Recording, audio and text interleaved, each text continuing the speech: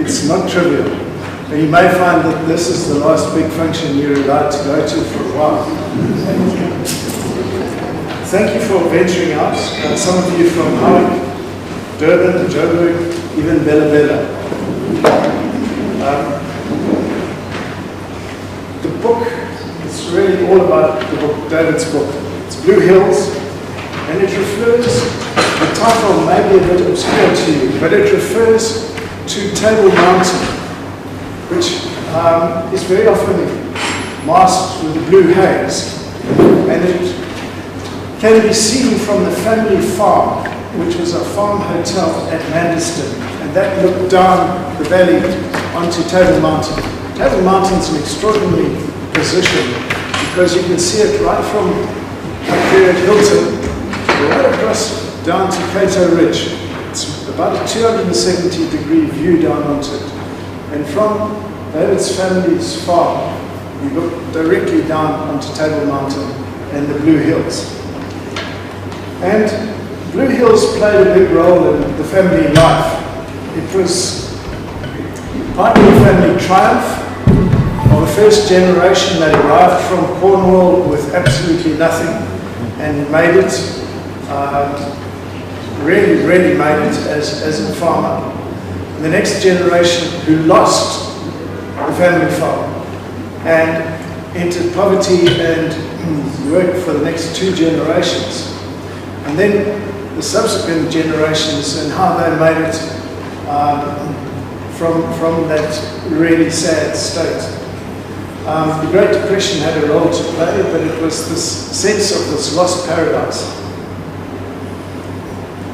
The book was also a vehicle for David to realize and articulate his unique contributions to his extended family and many, many friends, both as a gay person, an artist, a teacher, a lover of plants, a landscaper, a cabbage breeder, 10 years of cabbage breeding. He was a shaman. He was a natural shaman. He talked to the spirits, and people recognized that in him.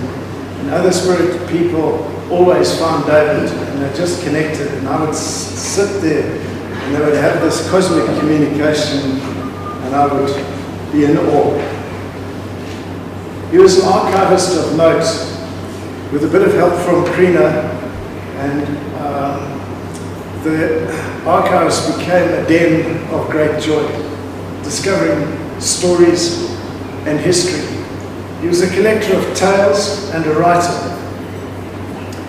Some of his art is here for you to see. There's in that gallery over there, there's 2 of his quilts and bronze. And then in this side, there's various paintings and some paper mache work, but also the book covers.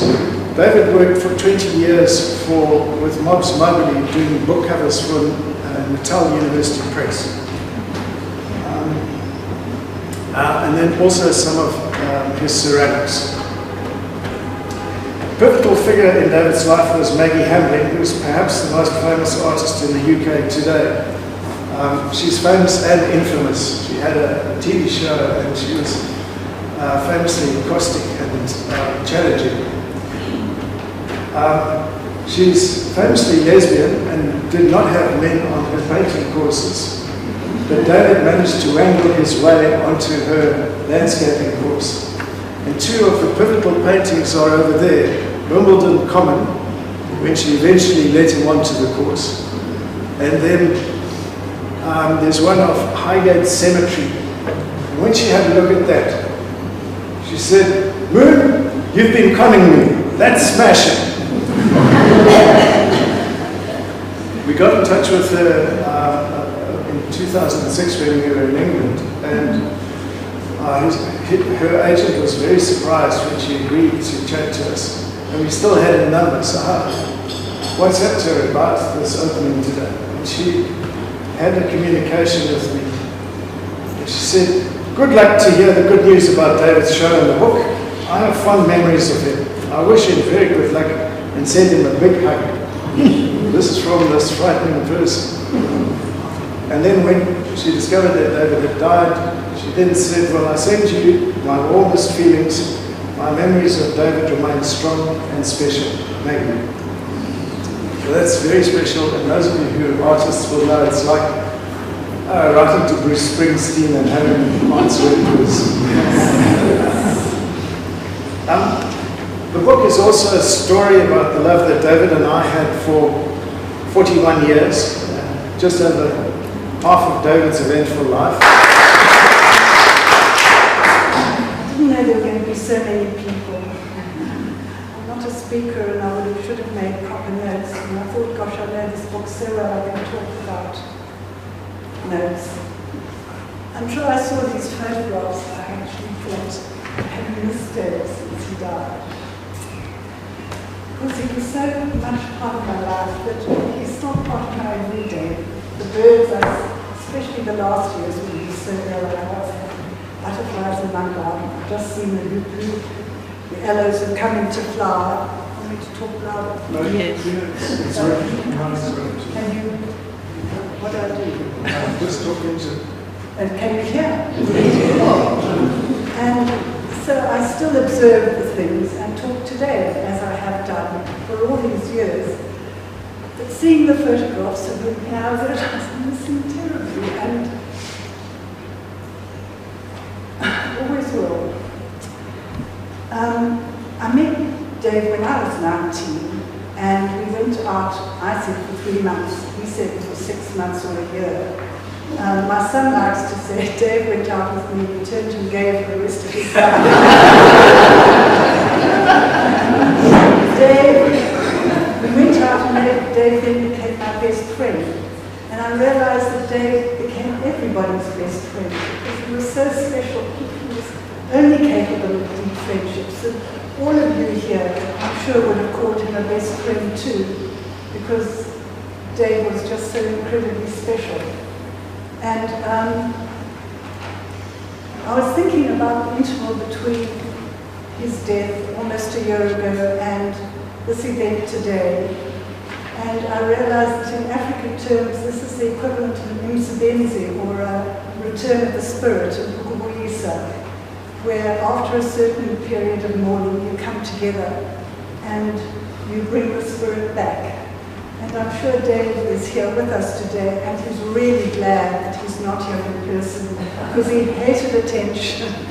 And when, on occasion, his garden was open to the public, he developed terrible migraines and lay down all day, incapable of meeting anybody. And I'm sure that's what would have happened today. He would have disappeared, it meant too much, and he had to get away from us. The making of the book, Dave never intended it to be a book when he started. I went rummaging through his files. I should explain that Dave and Mark's home has been mine in a very special way over the years. After my husband died, before he died, we used their home as our home in town. And I had a period in the 1980s when I was ordered to spend a week a month in town at the archives, and Dave and Mark were my home. And every night I would rush in with the latest exciting discoveries. And so when Dave got interested in doing his family history, he asked me to introduce him to the archives, which was one of my favorite places.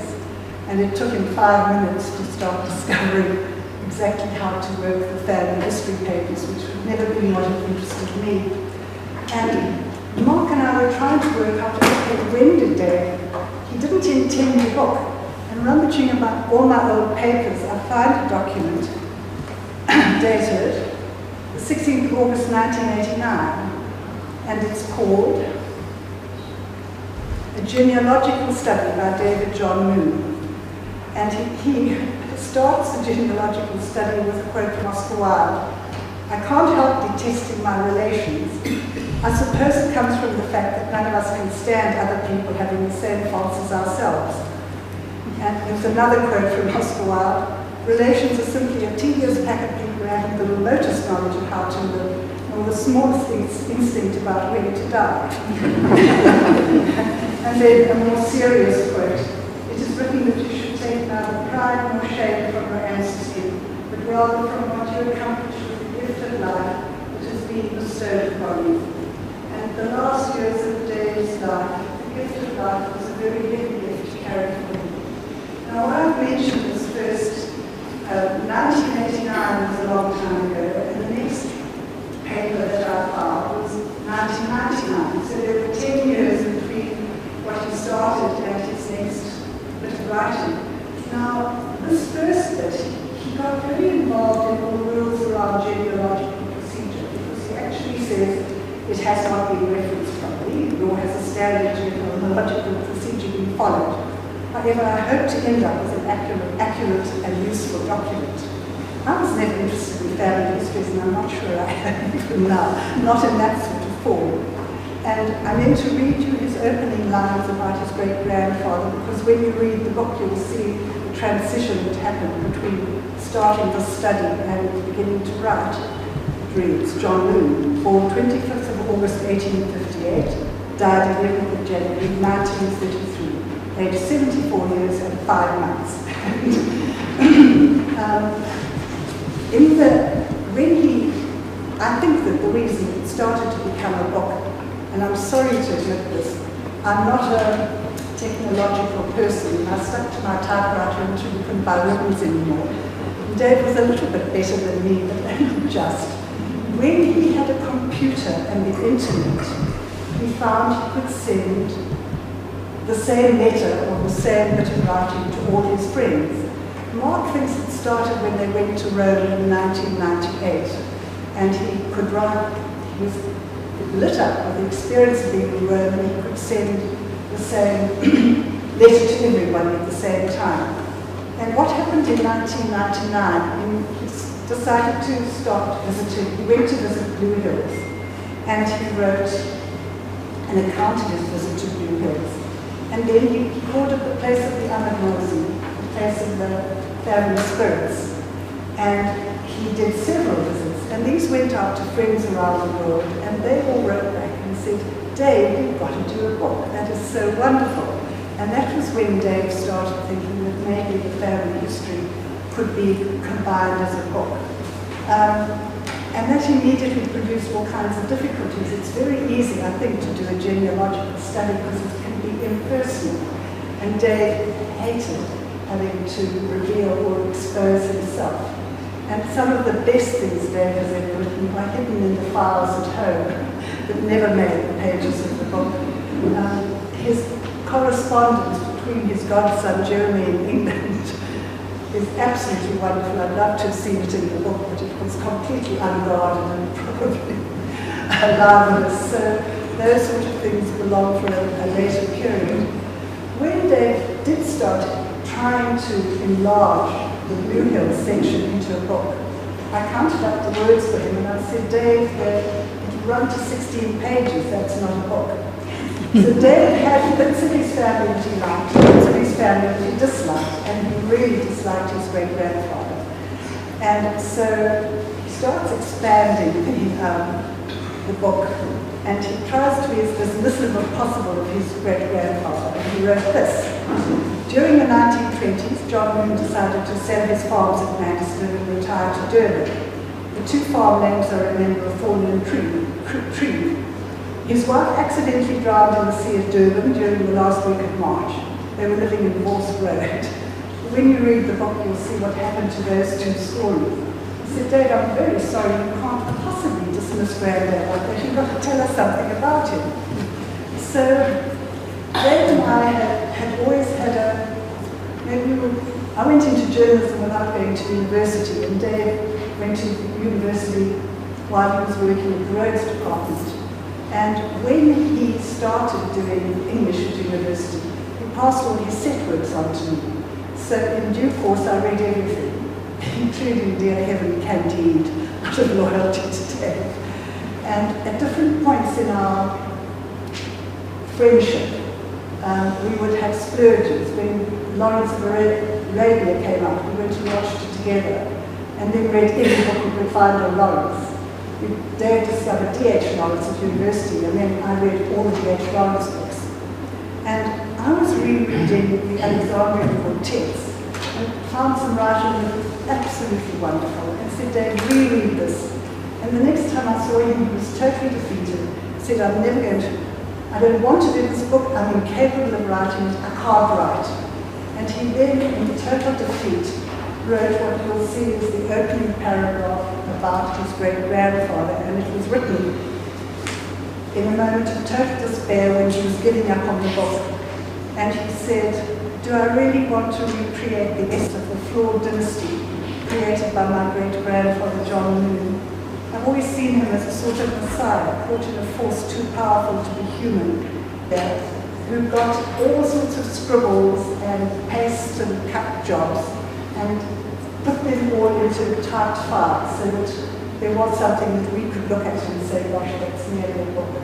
And then when Sheila came, it started to look as if it might be a book. It really, I've only just seen it this morning, and I think Dave must be thrilled. And just to end off, while I was looking through, because most of this is quite serious, looking through Dave's files, I said that Dave was part of my reading education, and we had a splurge of Carlos Castaneda as well. And Dave put me off Julius Caesar forever. And the reason I mentioned that today is the Ides of March. And the reason I know it's the Ides of March is because of David. And David sent me this from, it was a comedian who, it's headed, "Wash the Blood Off My Toga." And it was a comedian who pretended to be a private eye investigating famous murders. And wait a minute, who's the dame? That's Calpurnia, Caesar's wife. Yeah, well, she's a suspect too. Wait a minute. Pardon me, Mrs. Caesar. Yes? Flavius Maximus here, private Roman eye. I'd like to ask you a few questions. What do you know about this? I told him, "Julie, don't go, Julie." I said, "Don't go, it's the Ides of March." Now look, Mrs. Caesar, if I told him once, I told him 1,000 times, "Julie, don't go." Well, that's wrecked Julius Caesar. And among the many things I have to thank Dave for is the laughter. I don't think it comes across enough in the book. But my gosh, the laughter we shared in all these years made life very well worth living in very dark times. I'm thrilled to see the book out, and I'm sure Dave is thrilled to see the book out too. Well, hello everyone. As I'm one of several speakers, I promise not to go on too long. Why, I have asked myself, did Mark request me to speak on this occasion? And I reached the conclusion that there are two reasons. It's about 40 years since through Heather I met Mark and Dave. I don't remember the specific occasion, but I do remember very jolly picnics at the Gold Cup at Greyville many years ago, when perhaps the most important participant was a Dutch green gin called Clarain, which doesn't exist anymore. Mark tells me that its days were numbered even back then, and it was heavily discounted, and that's why we had so much of it. The other reason is probably because I've also written a family memoir, as Katrina has mentioned. Mine was published in 2017, and is predominantly, although it's refracted through my consciousness, about my parents' and grandparents' generations, whereas David's is more intimate. He and his thoughts are at the center of it. However, the books do have a strong similarity in that both of them have the names of farms as titles. In my case, it's Hazara, an odd-sounding name that reflects my family's association with the British Indian Army Regiment. David's Blue Hills is the evocative name of a farm in the Mandeston area between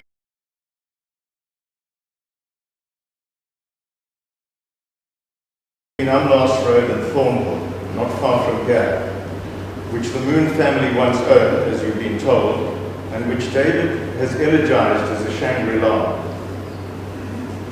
But some of you may be asking yourselves, why did David and I think that our families warranted a memoir? It's a good question, and one that worried me for the many years that I worked on my book. And I'm sure it concerned David too while he was writing his. By way of an answer, let me give you two quotations. One is from Boyhood, J.M. Coetzee first volume of thinly veiled autobiography, and it goes like this.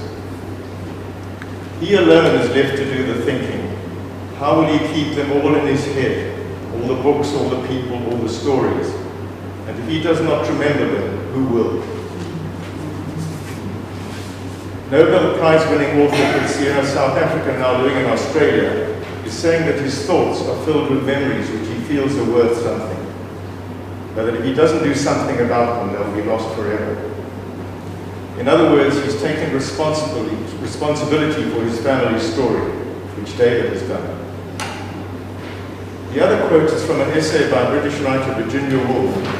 The essay is entitled The Art of Biography, and it goes like this. The question now inevitably asks itself whether the lives of great men only should be recorded.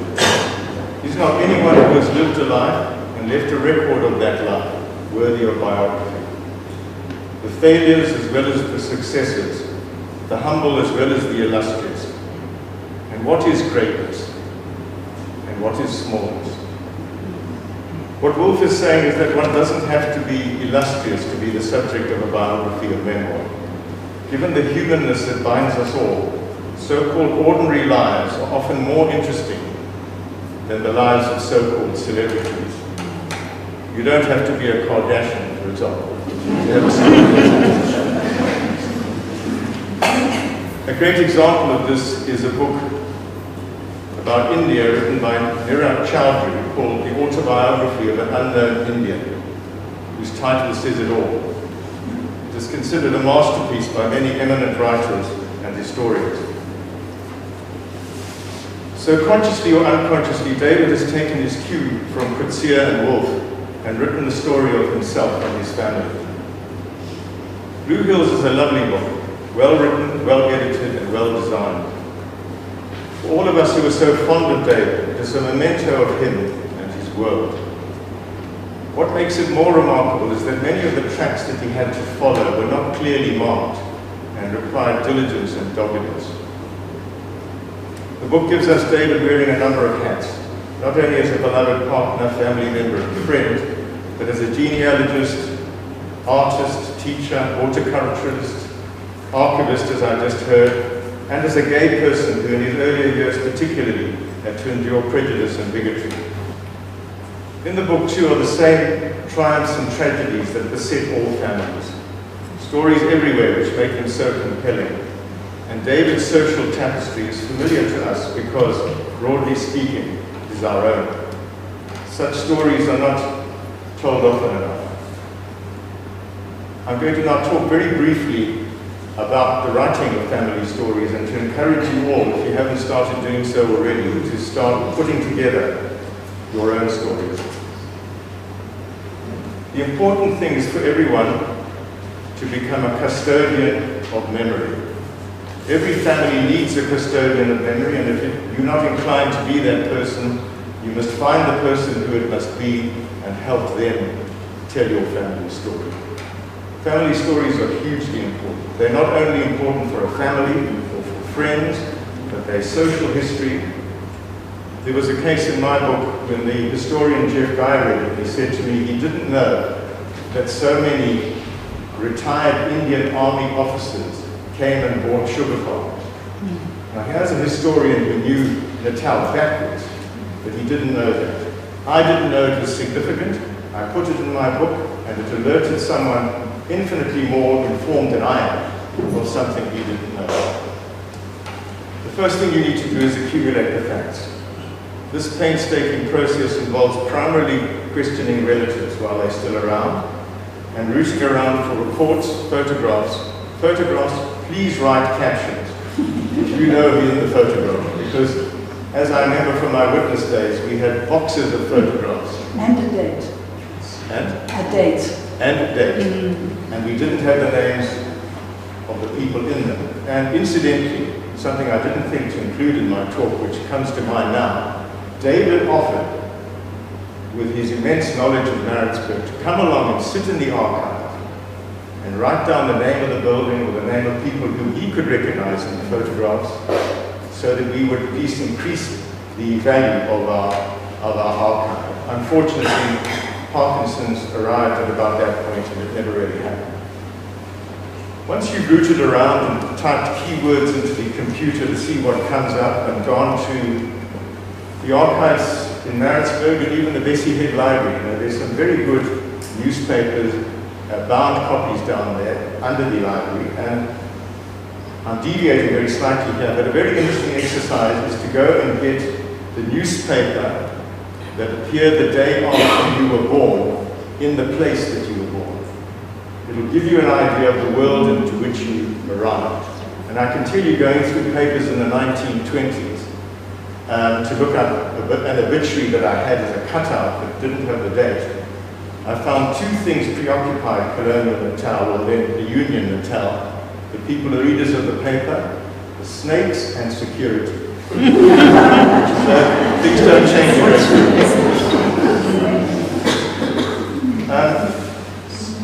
So once you've done that, you start putting together a rudimentary family tree and get people to feed into that as well. And the crucial thing is to write it down, and if you don't have people to whom you can bequeath it or who show any interest, to pinpoint someone who is interested and then make sure it gets to them. If writing is too daunting for you or you don't have the time, then get someone else, as I say, to do it. At each stage, as each stage feeds into the next, so your unique family lineage will become apparent. It's amazing. It reminds me of those old days when you used to develop photographs. You would put something under a sort of camera and you'd go into a dark room and you'd put a piece of paper into a pool of some chemical, and then slowly a photo would emerge out of the whiteness. And that's what happens if you do enough digging. Slowly you'll get something to come out of it. After all, if nothing else, all of us are products of history. Many of us had ancestors who were born across the globe on an imperial time that has since receded. Our families took root in this previously alien land, which has now become our home. How interesting it would be to know what drove each person to make the decisions they did, choices which have had such an impact on our lives. But don't delay. Without facts, no true story is possible. So speak to your relatives and your friends, and anyone, your siblings, and anyone else who can throw light on your family, even if obliquely. Don't waste a moment, because sometimes people die suddenly and unexpectedly, taking great chapters of information with them, which are then lost forever. Luckily for us, David was very aware of it. Thank you. This is by Virginia McKenny, and you'll notice she isn't here. Virginia has a cold, but happily she had it before coronavirus arrived in South Africa. But she declined to come to Maritzburg, and so she sent me her address. Virginia studied fine arts with David in the same class. So they were in the class of 1977, and they had a fascinating bond, a friendship, and a rivalry in that fine arts class. And it was an extraordinary class, and exceptional artists came out of it. There was something strange happened in a 4 or 5 year flowering of that department. They had a professor who totally neglected the department, and in his sort of, it wasn't even benign neglect, it was absentee neglect. That department flourished, and an extraordinary number of leading artists in South Africa today came out of that class. She's currently the professor of painting at Michaelis School of Fine Arts at UCT. David starts Blue Hills by first introducing Mark, the outsider, to the family, soon to become central in his life.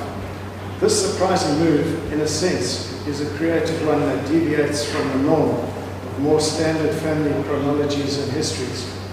Mark, a man of science, he describes as from the whitened landscape of certainty, and he deposits this is quite literally polar opposite to himself, picturing himself as a being who was sheltered in an enchanted garden. The book, filled with stories of people and places, is also a palette, one that seems to have grown out of this charmed garden. Its chapter headings are filled with colour: blue hills, vibrant red, pale blue forget-me-nots, brilliant orange, burnt green, russet brown, beige val landscape, blue blotch pansies, pink and scarlet river lilies. Within this, there's a painting, or several, of agitated complementarities. Maggie Hamlin, the feisty British painter with whom David trained in London before he came to do his degree at the Fine Arts School of the then University of Natal, would probably be proud. David dedicates a chapter of the book to describe the test of fire he had to go through to join her group, and having proven himself, she remained a friend until the end. In his self-deprecating way of telling how he fumbled and fudged his way through with a bit of help from a sympathetic member of the group. But the image included in the book records his work at the time, and that belies his telling. A more than competent painting of swords and trees conjures something beyond the physical object presented in the landscape there. It also evokes a quality of day unusual in any beginner painter's vocabulary. Herein lies sun and breeze, scudding clouds, and one suspects at the periphery of our senses the possibility of birdsong. And that's the landscape of Wimbledon Common, which is through there, and it's sitting above the painting of Highgate Cemetery, both done in Maggie's landscaping books. So have a look. David's love of the natural world and his love of painting and art making, in a sense, are part of the same panorama. His was not an art that rested only on the conventional support of canvas, but one that extended to almost every facet of his life, to his house and the things in it, to his conversations and letters, often decorated with images. And it is hardly a surprise that so many of his works that populate his and David's and Mark's home are landscape or depict gardens. I suspect a green sap ran through his veins. He certainly had green thumbs, and his gardens were a place of invention and wonder, always fecund and always to be introduced to the visitor as a preamble to any visit before the taking of tea. Here was creativity that took on a living form. Here was a conversation with the world that contributed to its beauty on a canvas larger than any studio could hold. In a sense, this has always been David's way, to look at the whole of life obliquely, differently, to see creative possibilities, always a little bit fey and never-endingly inventive and creative. He recognized art's contribution to the sense of self. I would find realization in art and creativity, he says in the chapter that chronicles his early exploration of his sexual identity, giving his heart to both men and women. The painting of Cora Hoekster, created during the latter years of the 1970s, when he was fascinated with the vibrant colors of Alan Jones and pop artists, came out as electric in their color contrast, as she is vital in real life. Produced during the latter years, I shared a studio with him at university. This was the period that encouraged David to play and experiment in diverse ways. I was privy to the development of many of his earlier works, which still reside in this house. I remember the life drawing sessions where David's worldly experience surpassed our own by so many years. The story of the Amadlozi plants, plants that belong to the spirits of the ancestors, who are with us in the garden amongst the bloom. David remains here too, in the plants, in the art, in the objects, in life. In his gift, we have not lost him now, but find him present everywhere here. Just talking about the Amadlozi plants, this is a home, garden at home, and it had a spread of the amaryllis that David and I bred for 30 years. And we had about 50,000 of them. And the mole rats had done their best to eat them and would grow. But David's cousin, Penny Lottering, couldn't come today. But she WhatsApped me and she sent me a photograph of her hippeastrum. Now, hippeastrums come out in spring. They don't come out in autumn. So we both decided that definitely it was David kicking the plant and saying, come on, fly. As I was saying, Annette and David had a wonderful pact, and Annette was a master quilter, and David was a wonderful artist. And their pact was to meet together and share artistic sensibilities, so that David could become a master quilter, and Annette could become a portraitist. And she did indeed become a master portraitist, but using quilting as the technique. And if you have a look through there, you can see 2 of David's quilts, which are quite extraordinary. And we would not have achieved that without Annette. So thank you. Finally, a big thank you to David Moon, our dear friend, for being a remarkable human being. His extraordinary courage and determination made this possible. He wrote until he could no longer write. Then he dictated notes. He painted until he could not hold a brush. Then he took scissors and made cutouts with coloured paper. Or he planted pots up with speckbloom and other plants. He never gave up, despite the terrible loss of his faculties, slowly, remorselessly, as Parkinson's took everything. And the book is a testament to his life. A rich life, enriched by the need to create, to make art, to write, to be an artist. He had a remarkable capacity to engage with and empathize with other people. He made friends for life, and today's gathering reflects that rare talent. Thank you for being here and rejoicing in David's life, an artist's life.